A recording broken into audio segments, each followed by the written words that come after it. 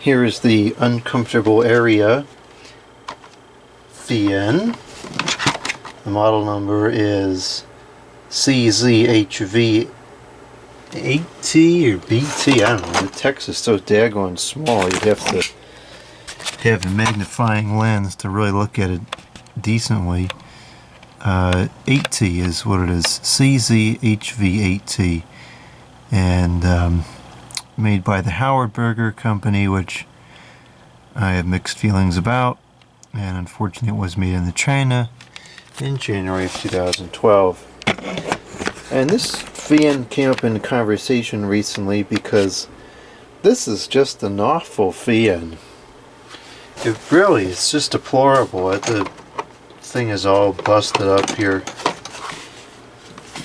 And the main issue with it is that it hardly moves in the air.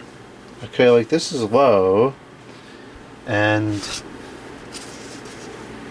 there's hardly any air coming out of the machine. There's heaters that move more air than this. And then you go up to high and it just gets so loud.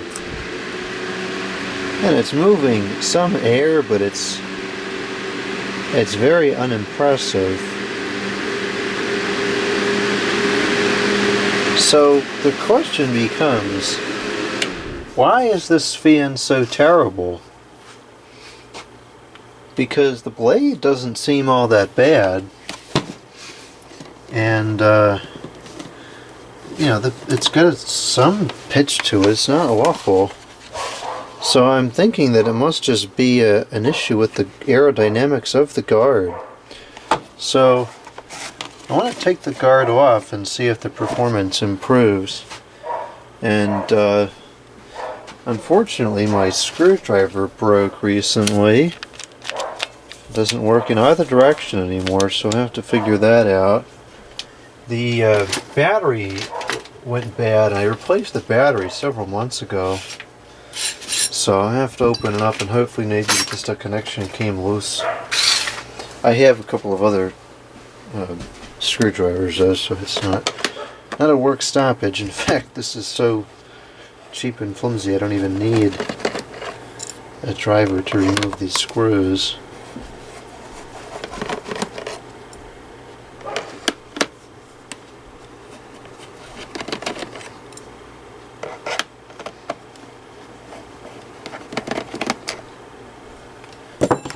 And I'm going to leave it plugged in just because I got some stupid commentary recently. Very stupid commentary about manipulating something that was wired but switched off. So just for them, I'm going to leave this plugged in and manipulate it while it's plugged in, because it's just so dangerous. This is people that don't understand electricity but start talking about it.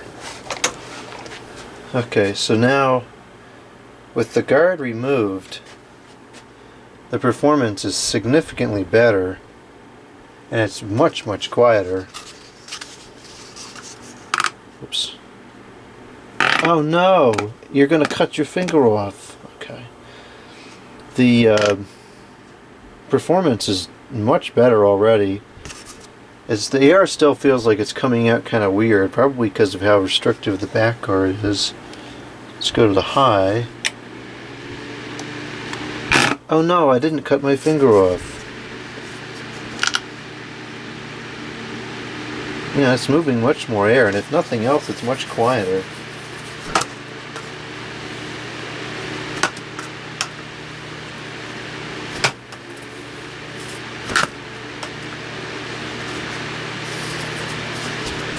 Wonder how easily removed the motor is from the rear guard. Let's see if I can take it out and gauge the performance of it.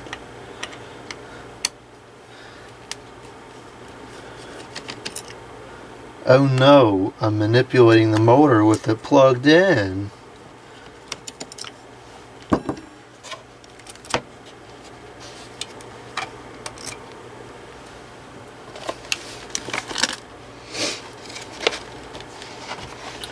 To get something to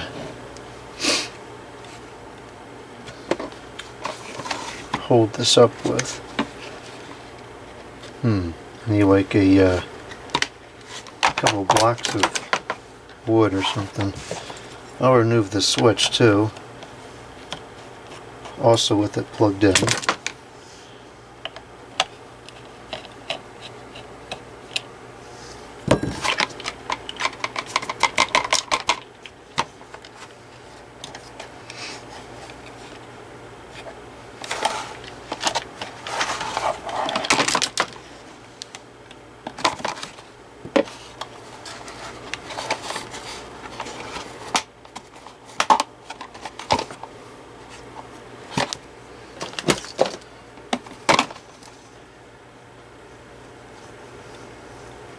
And if this was built correctly, these wires should not be exposed outside of the switch. That is actually a legitimate hazard. But as we know, this is not built correctly. Let's see here. I just set it up like this. And let's just set it up like that.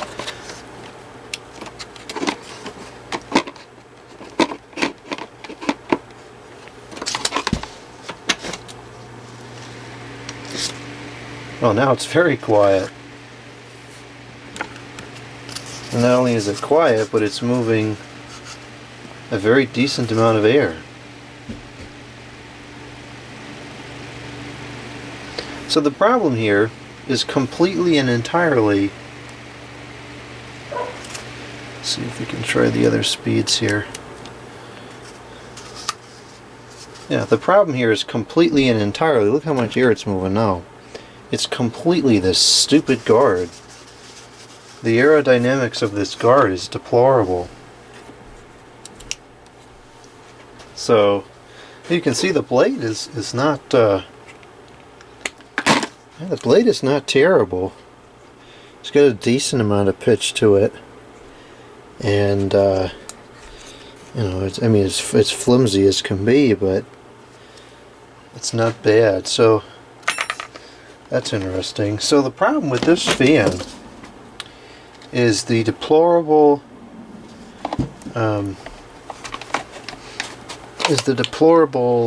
aerodynamics of the outer casing. So I think what I'm going to do, since the the motor itself doesn't have a lot of hours on it, it seems to be in decent condition. Maybe I'll try to get a different housing for this or something, so that we could have a semi-decent working fan. But it's not going to be in this guard and this stand. Those are just abysmal junk.